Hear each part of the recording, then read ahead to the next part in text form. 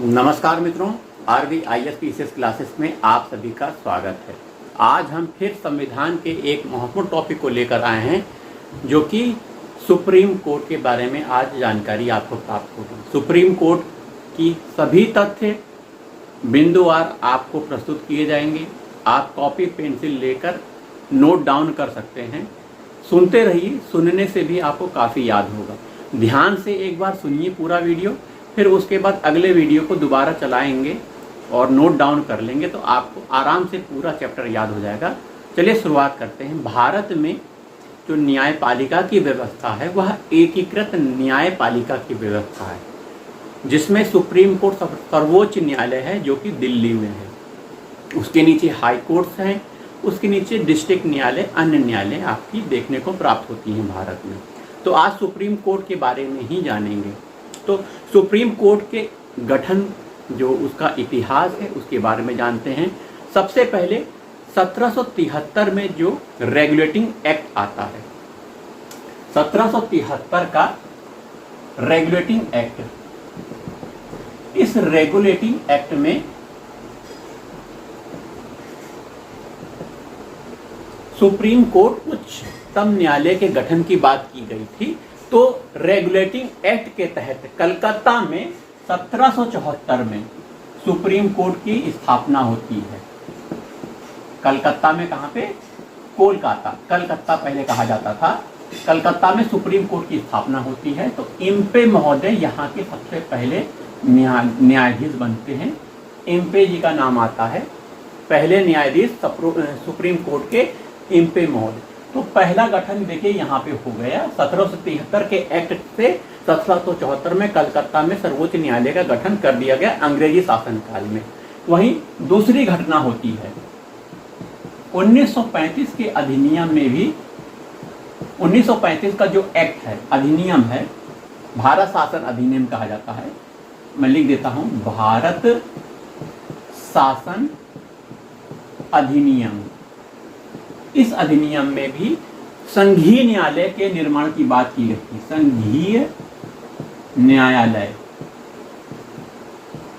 संघीय न्यायालय के निर्माण की बात की गई थी। तो 1937 में, इस क्रम में 1937 में संघीय न्यायालय का गठन किया गया। संघीय न्यायालय बना, ठीक है, संघीय न्यायालय बना। फिर भारत जब स्वतंत्र हुआ तो इसी संघीय न्यायालय का प्रतिरूप आपका सुप्रीम कोर्ट है, जो कि 1950 ईस्वी में, 1950 में सुप्रीम कोर्ट का गठन होता है। सुप्रीम कोर्ट का गठन 1950 में कर दिया जाता है। तो ये कुछ बातें सुप्रीम कोर्ट के निर्माण की, पहले भारत में कैसी स्थिति थी स्वतंत्रता से पहले और सुप्रीम कोर्ट का गठन कैसे हुआ। आइए सुप्रीम कोर्ट का जो संवैधानिक प्रावधान है उस पर भी चर्चा कर लेते हैं। संविधान में सुप्रीम कोर्ट को भाग 5 में रखा गया है। भाग 5 में किस भाग में रखा गया है? भाग 5 का अंग है सुप्रीम कोर्ट, उच्चतम न्यायालय। तो भाग 5 का अनुच्छेद भी होंगे।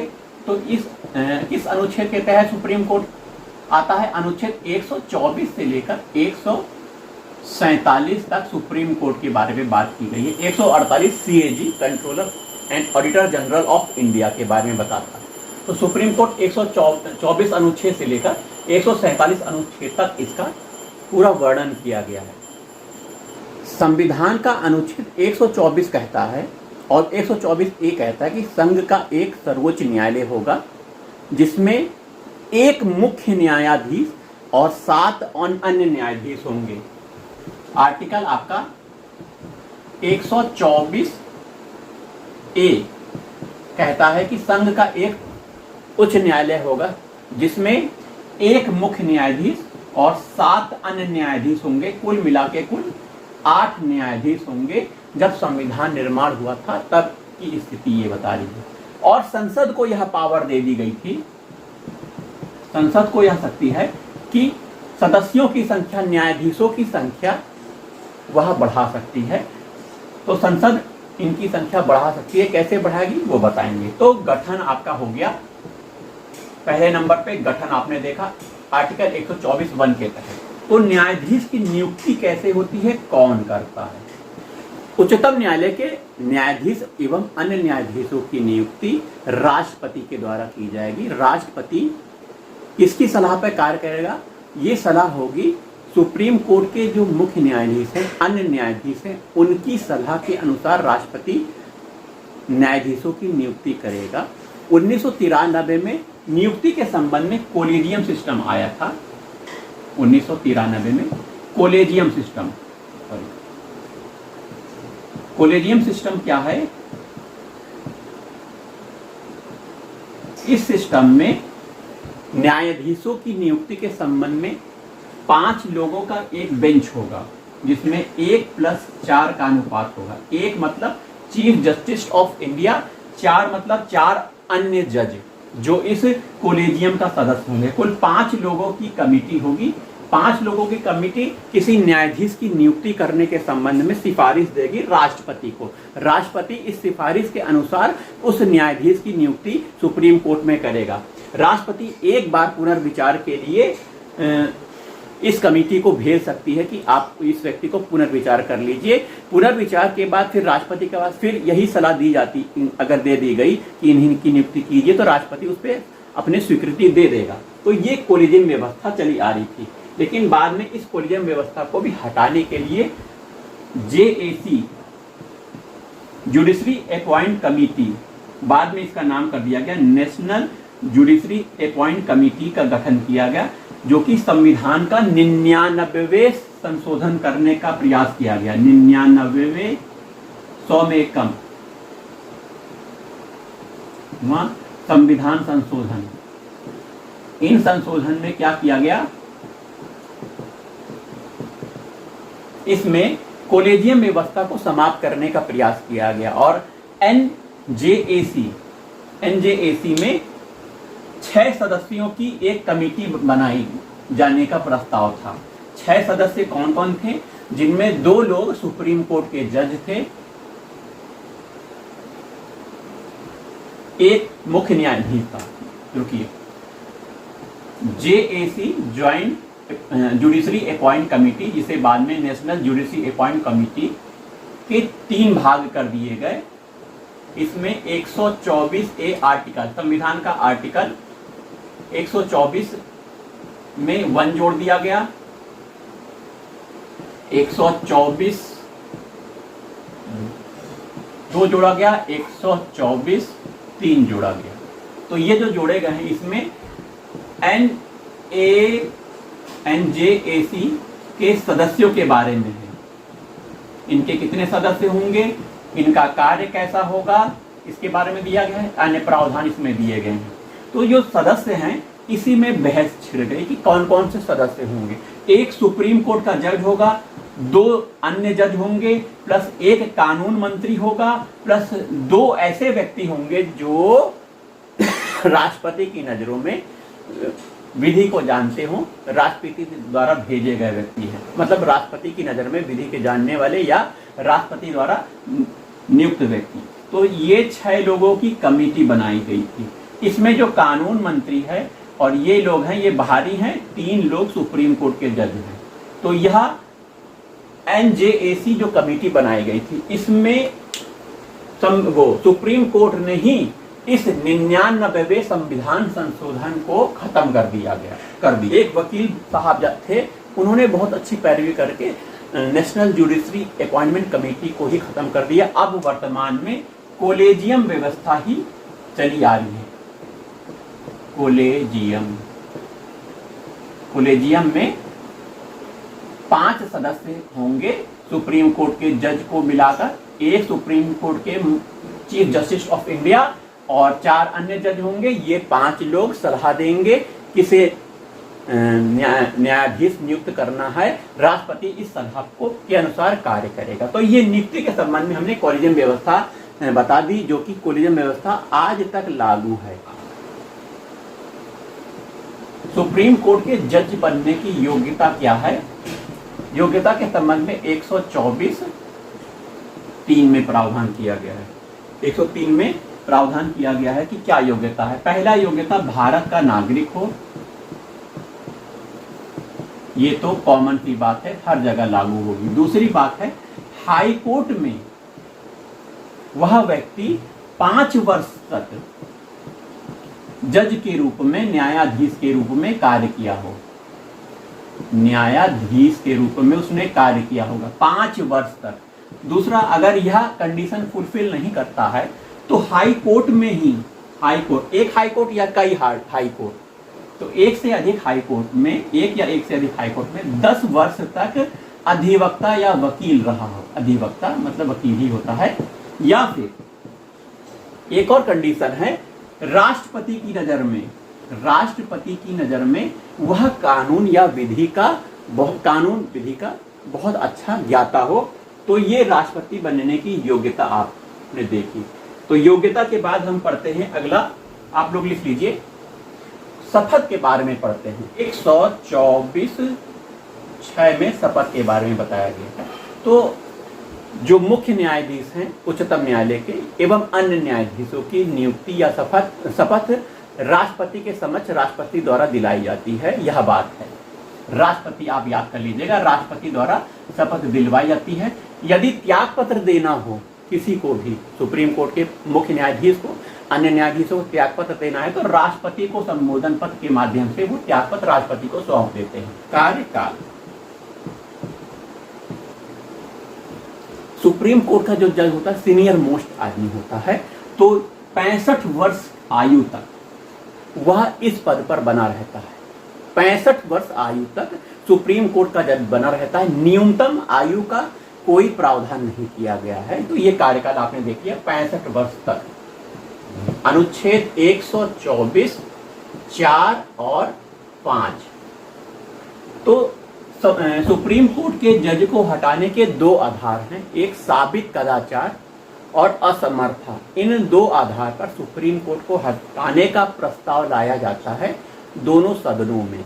ठीक है, प्रस्ताव लाने के लिए भी सबसे पहले कंडीशन होती है। यदि लोकसभा में प्रस्ताव लाया जाता है तो कुल 100 सदस्यों का लिखित अनुसमर्थन होना चाहिए, सिग्नेचर होने चाहिए उस प्रस्ताव में। यदि राज्यसभा में सुप्रीम कोर्ट के जज को हटाए जाने का प्रस्ताव लाया जाता है तो 50 सदस्यों का अनुसमर्थन होना चाहिए उस प्रस्ताव में। प्रस्ताव आता है लोकसभा या राज्यसभा में, कहीं भी भेजा जा सकता है। लोकसभा और राज्यसभा कहीं भी भेजा गया, फिर कमेटी बनती है। कमेटी जांच करती है कि जो आरोप लगाए गए हैं वो सही है कि नहीं। आरोप साबित कदाचार, कंडीशन याद रखिएगा, साबित कदाचार और असमर्थता के आधार पर सुप्रीम कोर्ट के जज को हटाने का प्रस्ताव लाया जाता है। तो कमेटी बनती, कमेटी जांच करती है, जांच के बाद अपनी रिपोर्ट लोकसभा में प्रस्तुत करती है। लोकसभा में वोटिंग होती है, उपस्थित मत देने वालों के 2/3 बहुमत से यदि वह प्रस्ताव पारित हो जाता है तो राज्यसभा जाता है। राज्यसभा में भी 2/3 प्रस्ताव, वोटिंग के बाद 2/3 बहुमत से प्रस्ताव पारित किया जाना चाहिए। प्रस्ताव दोनों सदनों द्वारा पारित होने के बाद राष्ट्रपति द्वारा यदि उस पर हस्ताक्षर कर दिए जाते हैं तो सुप्रीम कोर्ट का जज हट जाएगा अपने पद से। यह प्रक्रिया सुप्रीम कोर्ट के जज को हटाने की। तो चलिए, आपने प्रक्रिया सुन ली, साबित कदाचार और असमर्थता। भारत के राष्ट्रपति को जो हटाने की प्रक्रिया है उसे इम्पीचमेंट कहते हैं। भारतवर्ष में सबसे पहला केस पी रामास्वामी का, पी रामास्वामी के खिलाफ यह प्रस्ताव लाया गया था, लेकिन प्रस्ताव आया लेकिन पास नहीं हुआ था, याद रखिएगा। पी रामास्वामी सबसे पहली बार, और लोगों के खिलाफ भी आया था, पी रामास्वामी पहला केस है, इसीलिए हमने लिख दिया। अब आइए, कुछ और नियुक्तियां होती हैं, जैसे तदर्थ नियुक्ति। सुप्रीम कोर्ट में तदर्थ नियुक्ति भी होती है, उसके बारे में देख लेते हैं। तदर्थ नियुक्ति भारतीय संविधान के 127वें अनुच्छेद में सुप्रीम कोर्ट में तदर्थ नियुक्ति के बारे में प्रावधान किया गया है। इसमें कंडीशन ये है कि सुप्रीम कोर्ट का कोरम मतलब गणपूर्ति यदि कम है, संख्या कम है न्यायाधीशों की, तो हाई कोर्ट से कुछ जजों की नियुक्ति सुप्रीम कोर्ट में की जा सकती है, और जो सुप्रीम कोर्ट की शक्तियां उस न्यायाधीश को प्राप्त हो जाती हैं जो हाई कोर्ट में न्यायाधीश था। तो तदर्थ नियुक्ति के बारे में अनुच्छेद 127 में बताया गया है। वही सेवानिवृत्त न्यायाधीशों की नियुक्ति, न्यायाधीश की नियुक्ति के संबंध में क्या है, इसमें भी यही कंडीशन है। अनुच्छेद 128 में सेवानिवृत्त न्यायाधीशों की नियुक्ति के बारे में प्रावधान किया गया। यदि सुप्रीम कोर्ट में जजों की संख्या कम है, हाई कोर्ट से भी नहीं हो पा रहा है, तो सेवानिवृत्त न्यायाधीश की नियुक्ति भी की जा सकती है। तो ये न्यायाधीश के संबंध में तदर्थ नियुक्ति, सेवानिवृत्त न्यायाधीशों की नियुक्ति के बारे में प्रावधान किया गया। चलिए सुन लिया आपने, चलिए आगे बढ़ते हैं। सुप्रीम कोर्ट की शक्तियां, मूल अधिकारिता क्या है कि यह केस सुप्रीम कोर्ट में ही आएगा। अनुच्छेद 131 संविधान का अनुच्छेद 131 में मूल अधिकारिता के बारे में बताया गया है। मूल अधिकारिता में यदि एक राज्य या भारत के बीच कोई विवाद हो गया है तो यह मामला सुप्रीम कोर्ट में ही आएगा। यही यदि दूसरी कंडीशन, यदि एक से अधिक राज्य और भारत संघ के बीच कोई मामला विवाद आ गया है तो वो भी सुप्रीम कोर्ट जाएगा। वहीं राज्यों का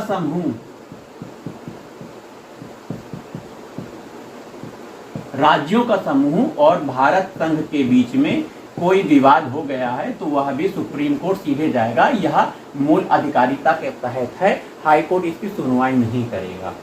वहीं नदी जल बंटवारा विवाद संविधान के अनुच्छेद 262 में इसका वर्णन कर दिया गया है, तो ये मूल अधिकारिता में नहीं आता।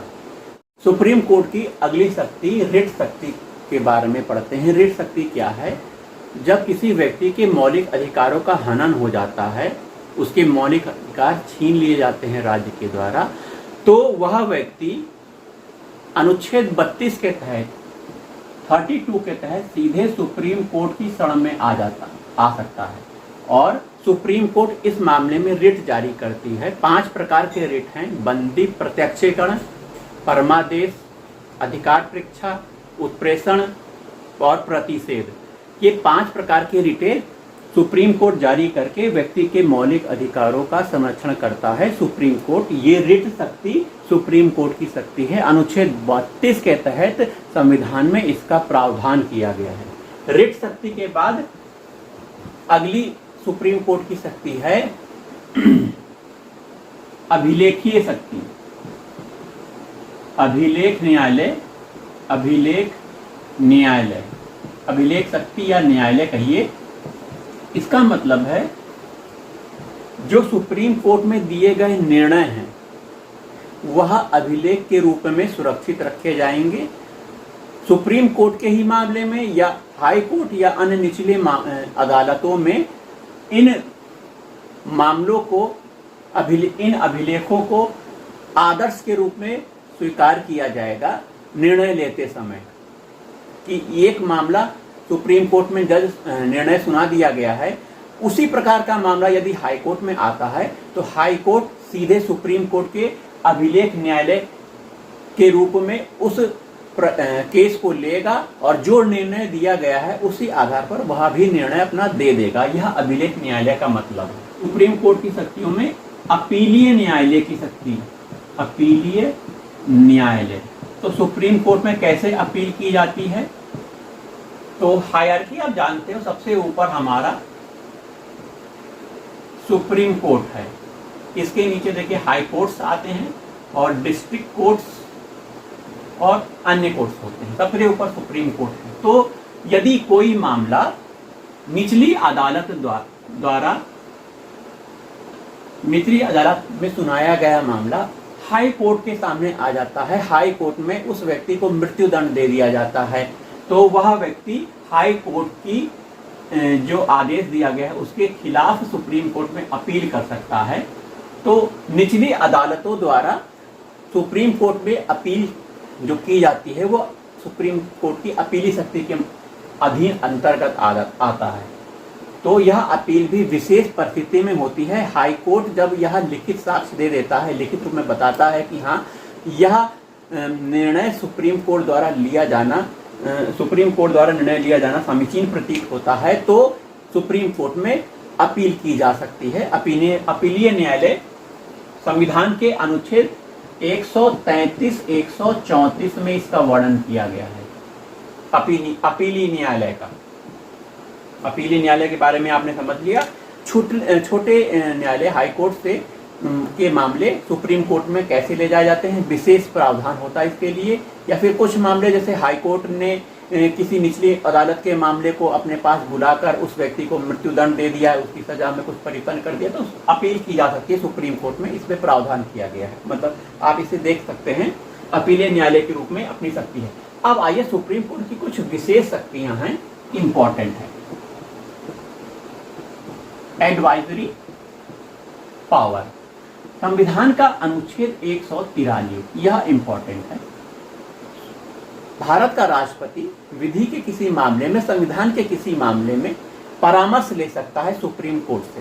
सुप्रीम कोर्ट से वह परामर्श किस तरह लेता है? 143 संविधान के अनुच्छेद के तहत वह परामर्श लेता है। सुप्रीम कोर्ट उस परामर्श को जब देता है तो लेने देने की क्या प्रक्रिया है? सुप्रीम कोर्ट ने अगर परामर्श दिया है, वह परामर्श राष्ट्रपति मानने के लिए बाध्य नहीं है। और राष्ट्रपति ने 143 के तहत परामर्श मांगा और सुप्रीम कोर्ट ने नहीं दिया, तो सुप्रीम कोर्ट देने के लिए भी बाध्य नहीं है। दोनों तरह से बाध्यता नहीं है, ठीक है। तो किसी प्रकार की बाध्यता नहीं है। सलाहकारी शक्ति अनुच्छेद 143 के तहत राष्ट्रपति सलाह देता है, विधि या कानून या संविधान के किसी मामले में परामर्श ले सकता है। यह राष्ट्रपति द्वारा लिया जाता है। आइए आगे देखते हैं। न्यायिक पुनराविलोकन, न्यायिक समीक्षा या